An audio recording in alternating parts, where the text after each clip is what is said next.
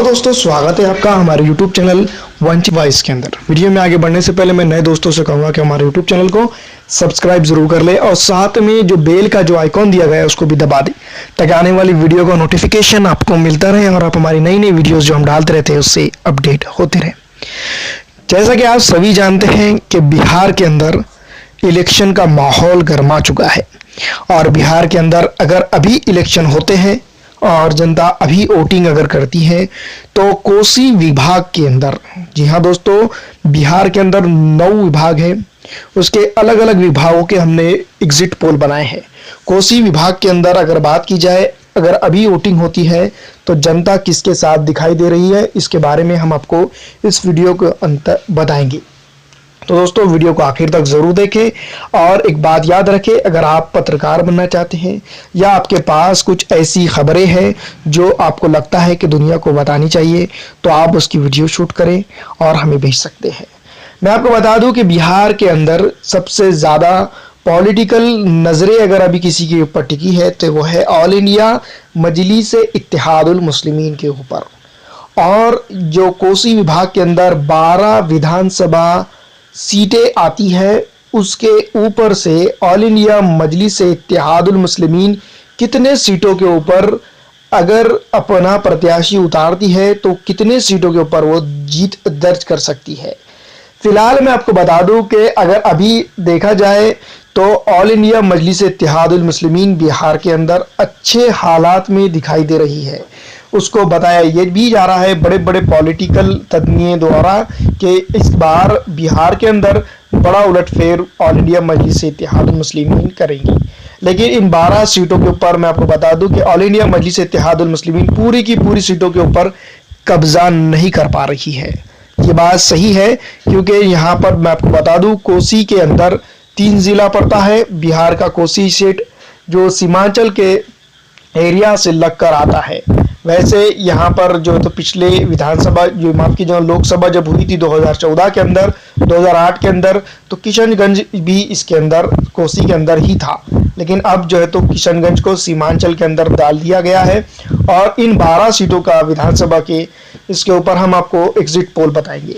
तो यहाँ पर दोस्तों पिछली विधानसभा इलेक्शन के अंदर जो आरजेडी ने एक बड़ा अपना वजूद बनाने में वो कामयाब हुई थी, अब की बार यहाँ पर जो है तो उसका वजूद फिसलता हुआ जरूर दिखाई दे रहा है।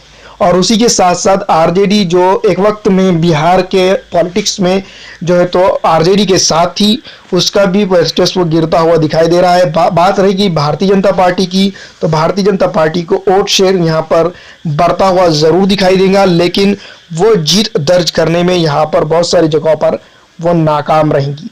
कोसी के अगर बात की जाए तो यहाँ पर 3 डिस्ट्रिक्ट आते हैं, सुपाल आता है, माधेपुरा आता है और सहरसा आता है। पहले अगर बात की जाए तो किशनगंज भी इसके अंदर आया करता था, जो सीमांचल को उसमें लिया गया था। तो दोस्तों जैसा इसके अंदर जो है तो बिहार विधानसभा के अंदर हम अगर आगे बढ़ेंगे तो मैं आपको बता दूं कि धीरे धीरे यहाँ पर जो है तो जब हम सीमांचल के अररिया, किशनगंज, पूर्णिया या फिर कटिहार के अंदर अगर जाते जाएंगे तो ऑल इंडिया मजलिस इत्तेहादुल मुस्लिमीन का वर्चस्व बढ़ेगा। लेकिन सुपाल के कुछ एरिया के अंदर, मधेपुरा के कुछ एरिया के अंदर और सहरसा के कुछ एरियो के अंदर यहाँ पर जो है तो ऑल इंडिया मजलिस इत्तेहादुल मुस्लिमीन का कद जो है तो बड़ा जरूर है। लेकिन यहाँ पर बहुत सारी ऐसी सीटें हैं जिसके ऊपर वो निर्णायक मत हासिल करने में नाकाम होते हुए दिखाई दे रही है। और वैसी बात मैं आपको बता देना चाहता हूँ, आरजेडी भी यहाँ पर वही करते हुए दिखाई दे रही है।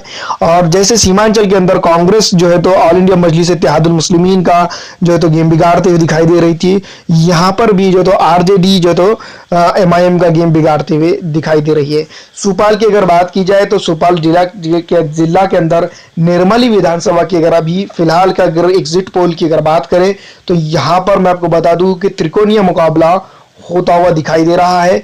और यहाँ पर एक बड़ी पार्टी बनकर उभरने वाली पार्टी है तो एआईएमआईएम है, लेकिन यहाँ पर वो रनिंग पद के तक ही पहुंच सकती है, यानी कि 2nd नंबर तक ही रह सकती है। यहाँ पर आरजेडी कब्जा करते हुए दिखाई दे रही है। सुपाल जिला के अंदर पिपरा की अगर बात की जाए तो मैं आपको बता दूं पिपरा विधानसभा के अंदर ऑल इंडिया मजलिस इत्तेहादुल मुस्लिमीन अगर अपना प्रत्याशी उतारती है तो यहाँ पर ऑल इंडिया मजलिस इत्तेहादुल मुस्लिमीन को फायदा हो रहा है। जी हाँ दोस्तों, पिपरा के अंदर अगर बात करें तो यहाँ पर पिछड़ा समाज और मुस्लिम समाज जो है तो ऑल इंडिया मजलिस इत्तेहादुल मुस्लिमीन से काफ़ी हद तक जुड़ चुका है। जैसे ही ये अयोध्या वर्डिक्ट आया और उसके बाद जिस तरह से कांग्रेस का उसके अंदर जो है तो लेखा जोखा दिखा, उसके हिसाब से यहाँ पर की जनता थोड़ा सा मोह भंग होता हुआ दिखाई दे रहा है। सुपाल की अगर बात की जाए, सुपाल जिला के अंदर सुपाल सिटी का एरिया है और ऑल इंडिया मजलिस इत्तेहादुल मुस्लिमीन और आरजेडी जनता दल यूनाइटेड के गठबंधन जो रहेगा, मैं आपको बता दूं बीजेपी का गठबंधन में जेडीयू है और आरजेडी का खुद गठबंधन है। तो यहाँ पर त्रिकोणीय मुकाबला जरूर देखने को मिलेगा, लेकिन एमआईएम को यहाँ पर मेहनत करने की जरूरत है दोस्तों। बहुत ही नजदीकी मामला एमआईएम के साथ यहाँ पर हो सकता है। हम आपको बता रहे हैं 12 सीटों का जो है तो एग्जिट पोल। इसमें मैं आपको बता दूं कि आरजेडी इन 12 सीटों के ऊपर सबसे बड़ी पार्टी बनकर उभरती हुई दिखाई जरूर दे रही है, लेकिन कुछ ऐसी सीटें जहां पर अगर कभी आरजेडी ऑल इंडिया मजलिस इत्तेहादुल मुस्लिमीन से कोऑर्डिनेशन कर लेती है तो मैं आपको बता दूं कि पूरी की पूरी 12 सीटों के ऊपर ऑल इंडिया मजलिस इत्तेहादुल मुस्लिमीन और आरजेडी का कब्जा होता हुआ दिखाई दे रहा है। तो त्रिवेणीगंज की अगर बात करेंगे सुपाल जिला के अंदर, तो त्रिवेणीगंज के अंदर भी कुछ हाल ऐसा ही है। यहाँ पर आरजेडी के ग्रुप को नुकसान हो रहा है ऑल इंडिया मजलिस इत्तेहादुल मुस्लिमीन के द्वारा, अगर यहाँ पर उतारती है एमआईएम तो। फिर आपको बता दूं कि छतरपुर की बात करें तो छतरपुर के अंदर भी जो है तो आदिल हसन की जो है तो हमने देखा है कि आदिल हसन को, अख्तर उल ईमान को और जो उनकी जोड़ी है, मतलब उनकी जो कायदीन है, उनको यहाँ पर पसंद किया जा रहा है। लेकिन ऑल इंडिया मजलिस इत्तेहादुल मुस्लिमीन को यहाँ पर बहुत ज़्यादा मेहनत करने की ज़रूरत है। मैं आपको बता दूं कि जो जितने 12 सीटों के अंदर मैं आपको बताना चाहता हूँ कि 5 से 6 सीट ऐसी है, 50% सीट अगर हम बात करके चले तो आरजेडी यहाँ पर फिलहाल जीत दर्ज कर रही है, जिसमें से 2 सीट ऐसी है जहां पर जो है तो 30-40 मामला हो सकता है, जहां पर ऑल इंडिया मजलिस इत्तेहादुल मुस्लिमीन को नुकसान आरजेडी कर रही है, जिसकी वजह से वो यहां पर जीत दर्ज करने में नाकाम हो सकती है। अब बाकी बात रहती है 6 सीट तक के, जो है तो 5 से 6 सीटों के ऊपर हमने इस एग्जिट पोल में जो है तो आरजेडी को दिए हैं, सबसे बड़ी पार्टी बन रही है। सेकंड की बात करेंगे 0 से 1 सीट यहाँ पर भारतीय जनता पार्टी का ग्रुप हासिल करते हुए दिखाई दे रहा है। जनता दल यूनाइटेड की अगर बात की जाए तो यहाँ पर जनता दल यूनाइटेड पूरे 12 सीटों के ऊपर अगर कभी वो अकेले लड़ती है और 12 सीटों के ऊपर अगर कभी यहाँ पर अपना वो प्रत्याशी उतारती है तो एक भी सीट उसके हाथ में नहीं आएगा, पूरी सीटों के ऊपर उसको स्ट्रगल करते हुए दिखाई देना पड़ेगा। आलमनगर की अगर बात की जाए तो आलमनगर में ऑल इंडिया मजलिस इत्तेहादुल मुस्लिमीन का वोटर्स बन चुका है, ये बात पक्की है, लेकिन यहाँ पर प्रत्याशी की जो है तो अच्छा प्रत्याशी एमआईएम अगर उतारती है तो ही यहाँ पर वो कामयाब होंगी, अन्यथा नाकामी उनके कदम चूम सकती है। दूसरी बात मैं आपको एक बात बता दे रहा हूँ, तो बिहारीगंज की बारे में बात की जाए तो बिहारीगंज के अंदर भी ऑल इंडिया मजलिस इत्तेहादुल मुस्लिमीन का कुछ हाल ऐसा ही होगा। यहाँ पर भी वोटर बहुत ही लॉयल है, ईमानदार है और एमआईएम को वोटिंग जा रहा है, लेकिन एमआईएम का यहाँ पर कैंडिडेट अच्छा होना चाहिए। ये सब इसलिए हुआ है दोस्तों कि जिसकी वजह से ये जो कांग्रेस का जो है तो वर्चस्व, कांग्रेस का जो है तो कैरेक्टरिस्टिक सामने निकल कर आई है, उसकी वजह से ये जनता जो है तो नाराज चल रही है कांग्रेस और आरजेडी के ग्रुप से। माधेपुरा की अगर बात की जाए तो माधेपुरा सिटी का एरिया जो है तो जहां पर ऑल इंडिया मजलिस इत्तेहादुल मुस्लिमीन को फायदा हो रहा है। मैं आपको बता दूं कि ऑल इंडिया मजलिस से इत्तेहादुल मुस्लिमीन इन 12 सीटों में से 3 से 4 सीटों के ऊपर कब्जा जमाते हुए दिखाई दे रही है।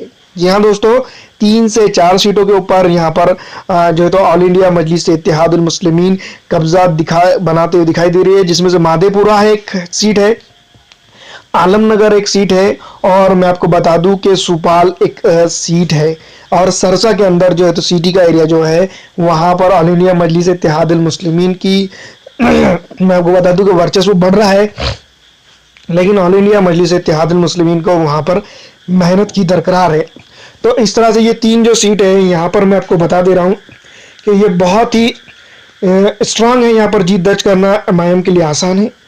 और दूसरी जगहों पर अगर कभी एमआईएम यहाँ अपने प्रत्याशी उतारती है तो उसको मेहनत जरूर करनी होगी। मेहनत बोले तो इतनी ज़्यादा मेहनत करनी होगी दोस्तों कि जिसमें दिन रात एक कर देने होंगे, लेकिन अभी कोरोना का पीरियड चल रहा है और उसके साथ साथ बाढ़ प्रभावित एरिया भी है बहुत सारा, तो इस तरह से जो है तो कांटेक्ट होना, और एमआईएम के पास इतना फंडिंग भी नहीं है, पैसा भी नहीं है, तो इतना ज़्यादा अगर कभी यहाँ पर कांटेक्ट होना ये बहुत बड़ी बात है। अगर एमआईएम का यहाँ सही तरह से कांटेक्ट हो जाता है, तालमेल सही तरह से बन जाता है, तो ऑल इंडिया मजलिस से इत्तेहादुल मुस्लिमीन यहाँ पर जो है तो कामयाब हो सकती है।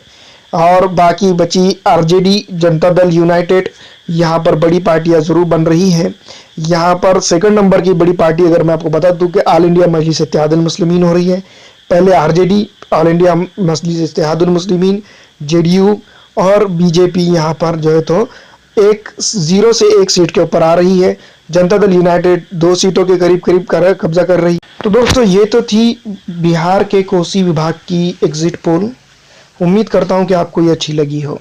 अगर आपके पास कोई ऐसी नॉलेज है जो आपको लगता है कि ये इस तरह से शेयर होनी चाहिए, या कोई ऐसी खबर जो आपको लगता है कि चैनल पे आनी चाहिए, तो हमारा डिस्क्रिप्शन में नंबर दिया गया है, आप उसके ज़रिए हमें कांटेक्ट करके वो भेज सकते हैं। फिलहाल दोस्तों इस वीडियो में इतना ही। अगर अच्छी लगती है तो लाइक कर दें।